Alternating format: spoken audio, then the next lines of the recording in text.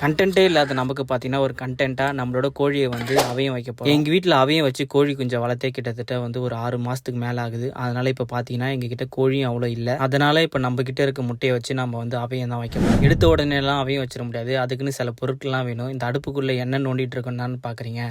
ஒரே ஒரு கறி துண்டு தான் நாங்கள் தேடிட்டு இருக்கோம். அவையும் வைக்கிற ஏனத்தில் பார்த்தீங்கன்னா காஞ்சு போன மண்ணும், ஒரு முளக்காவும், ஒரு இரும்பு கம்பியும், ஒரு கறி துண்டும் கண்டிப்பாக வைப்பாங்க. அதுக்கப்புறம் தான் பார்த்தீங்கன்னா நல்லா ஹெல்த்தியான முட்டைகள் எல்லாத்தையுமே ஃப்ரிட்ஜில் வச்சுருந்தோம். அந்த முட்டைகளை பார்த்தீங்கன்னா இந்த ஏனத்தில் 1/1 அடுக்கும். எல்லாமே அடுக்கி முடிச்சதுக்கப்புறம் ஒரு நல்ல கோழியாக பார்த்து தான் அவையும் வைக்கணும். ஏன்னா அவையும் வைக்கிறது ஒரு விஷயம் இல்லை, அந்த கோழி வந்து இது மாதிரி காக்காங்கள் கிட்ட இருந்தெல்லாம் காப்பாற்றி அந்த கோழி குஞ்சுங்களை வளர்க்கணும். அதுக்காகவே எங்ககிட்ட ஒரு கோழி இருக்குது. அந்த கோழியை எடுத்துகிட்டு வரும்போதே பார்த்தீங்கன்னா அவரோட ஹஸ்பண்ட் இந்த சேவல் பார்த்தீங்கன்னா எப்படி ஓடுது பாருங்கள் அங்கேயும் இங்கேயும். அவையும் வைக்கிற கோழிக்கு காலில் இது மாதிரி கட்டுறது நல்லது. ஏன்னா இது தப்பிச்சு ஓடிச்சுன்னா ஈஸியாக பிடிச்சிடலாம். 21 நாளில் இது கண்டிப்பாக குஞ்சு பொறிச்சிடும். கண்டிப்பாக குஞ்சு பொறிச்சா வீடியோ போகிறோம். Tata bye bye.